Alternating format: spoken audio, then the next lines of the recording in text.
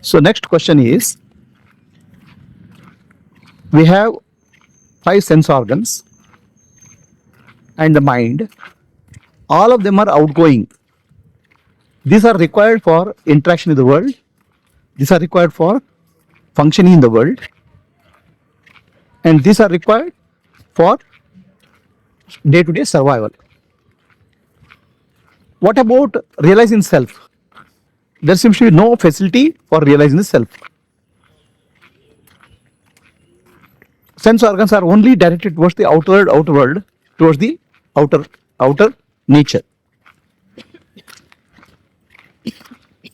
So in a sense, the sense organs and the mind are required for you to realize the uselessness of finding happiness and peace in the outer world. So they are really helping you. Even though mind and sense organs are directed outwards, in ignorance we keep searching for happiness and peace outside, but the same sense organs also will tell you, or mind tells you, that happiness is not there in the outer world. So that mind is actually plays a dual role. Understanding mithya nature of the outer world and finding out the true nature of yourself. So the mind has dual role, outer and inner. The outer role is to understand there is no happiness and peace or stability in the outer world. Inner role is to find out, who am I? So that's why it said, Mana eva karanam manushanam bandha moksheho. Mind alone is cause of bondage and liberation. Mind which is fixed on objective world causes the bondage. Mind which is seeking the self causes the liberation. So the bondage and liberation both are for mind. So you can say mind is for both outer and inner. And also the faculty of the mind is called discrimination. Discrimination is required to realize the self. So that discrimination is there with you. Only the question is whether you apply it or not is a matter. Discrimination is called viveka. So nitya viveka, atma viveka has to be applied to find the self. Then we have what we call as intuition. Deep inside all of us know, I am unchanging, I am eternal. That's why I use the word I am going, I am coming, where I stands for consciousness and am stands for existence. Deep inside, intuitively, you know your true self. So that way, even the sense organs and mind are outgoing, the same mind can be inward because of discrimination and intuition. Intuition is called pradna.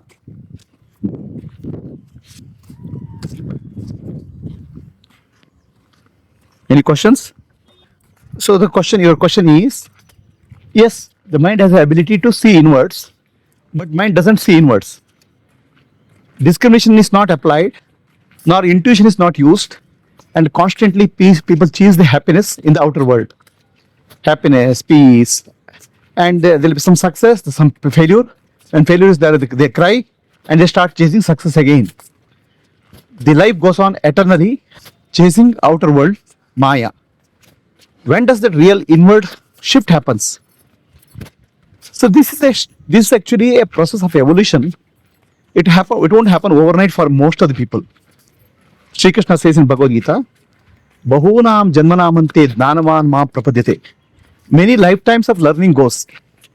So keep on learning through trial and error. So life is a trial and error. You do something, then see the result, then learn. So many lifetimes will go without knowing what I am looking for, why I am looking for. So that's why when Buddha got enlightened, he said, many lifetimes I was searching for the one who was causing suffering to me. I found that fellow. No longer I will allow him to make new houses. New house means new body. I have destroyed the house which I have built. So now whom did he find? He found that many lifetimes he was clinging for outer objects. That clinging is the cause of suffering. So he dropped that and realized. But for that he took many lifetimes of learning. So what happens is that we take many lifetimes. There is a self-suffering. We suffer in life. We don't know why we are suffering. Gradually, that suffering will lead to what is called self-suffering, lead to self-improvement. Let me improve myself. So then gradually they may shift to self-transformation like practice like yoga or meditation. Then finally they will lead to self-transcendence or going beyond, finding a guru and going for self-realization. So this is a natural process of evolution, and each stage you have to get understand the limitation. For example, self-suffering is there because I'm seeking happiness in the world. Then you come to conclusions happiness is not there. I need to improve myself to get happiness. So you're going to self-improvement. So you have to come out of your comfort zone to go to the next level. Self-improvement also comes to a certain level. You're allowed to come out of the comfort zone. Then you say, no, I want to go to self-transformation. Then beyond that also you have to go and say, I want to go for self-realization or self-transcendence. Like that, each comfort zone we have to cross. It is many, many lifetimes of learning, not one lifetime. Okay. Many often we are told somebody fails and he gets depressed. This is teaching. There's a teaching given. Failure is a stepping stone for success. To try for success, learn from failure and learn for success. So what they don't tell is success is a stepping stone for failure also. Failure is a stepping stone for success and success is a stepping stone for failure. Once you become success, next thing which is there is failure only. So suppose somebody wants to get a job, he gets a job, success, but then he starts looking for promotion. He doesn't get promotion. So success and failure are like waves. Like a waves has a low and high. So similarly, success and failure are constantly changing phenomena in life, up and down, up and down. So what you have to understand, gradually understanding has to come. Both success and failure are temporary. They follow each other because success and failure are dualities of life.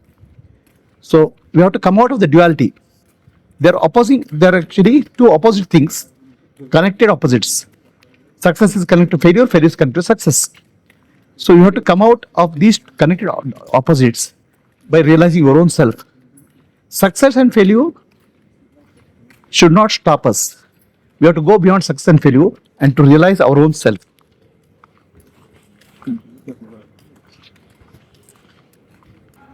So, Guruji tells for any moment, what is your action for this? Life is action oriented rather than inaction. So now we have to understand. No. So life circumstances keep on changing. Nature of life is to change. And we have to respond to change moment to moment. There's no choice at all. Inactivity is not a solution in life.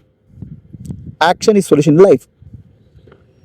So when you come to Guruji tells, okay, what is the action at this moment? Please understand, Guruji is not asking for reaction at this moment. Guruji is asking action, conscious action to handle the situation. So what is the alternative for us? If we don't take action, we'll constantly keep worrying in the mind, and that causes total disturbance in the mind. Mind will be going past or future. Mind will not be, when the mind take action, when you take action, we are in the present moment. Action is in the present moment. So action is way to come back to the present moment. So what is taught by Guruji is that do not keep on worrying about the past or future. Do not keep thinking about the past or future. Act. Act in such a way that result of action don't affect you. Karma yoga, which means not getting to results of the action, but focus on the action itself. Karma yoga means action dedicated to God. In that way, action is a way to, it's not for success in life. Action is a way to make the mind peaceful and calm so that you can realize yourself. Of course, if you are able to do action in the wisdom of karma yoga, the chance of success are also more. So the purpose of action is to face life, become successful to the whatever extent what you can, but at the same time not getting affected by failure, and make your mind peaceful and calm, be free from karma, and realize yourself. That is the purpose of action. Guruji suggests action. In place of action, we go into reaction. We keep on repeating what we did last year. So then that won't solve the problem. In fact, that's a trap. That's called karma.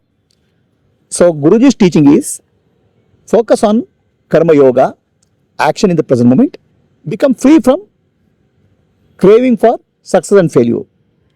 Focus on becoming successful. Not that the failure, we have to aim for failure.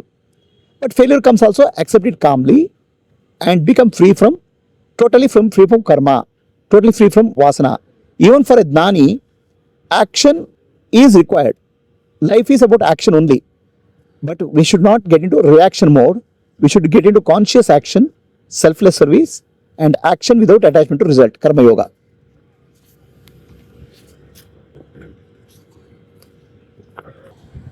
When Guruji says act, is he saying that chase success by acting, do best possible action and become successful? And if successful, again the failure will follow? Not that. Inaction will destroy our life, because in inaction we constantly keep on brooding. The mind will be full of past and present, future, and that mind will become practically useless. Action is a way to come to the present moment. Action can be always done in the present moment. Now when you do action, do not aim for failure, aim for success only. Okay, aim for success, but do not be affected by success or failure. So that is the best way of living. Gradually you start accepting success and failure with equanimity. That's where a higher consciousness opens up. So action is a way to go beyond action. It's called anaction. Inaction is not a solution in life. Inaction causes mental disturbance. Action, in the right action in the present moment, leads to success or failure. But with the attitude of karma yoga, if you are able to accept, gradually you will go beyond action. It's called anaction or naishkarmya. The purpose is to go to naishkarmya rather than keep on chasing success.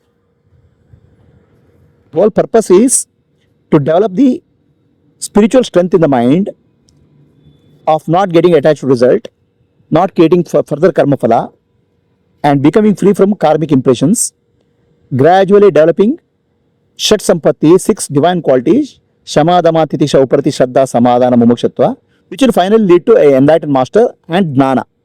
So every occasion in life is an opportunity. By action, you can transcend action. By transcending action, you can transcend yourself.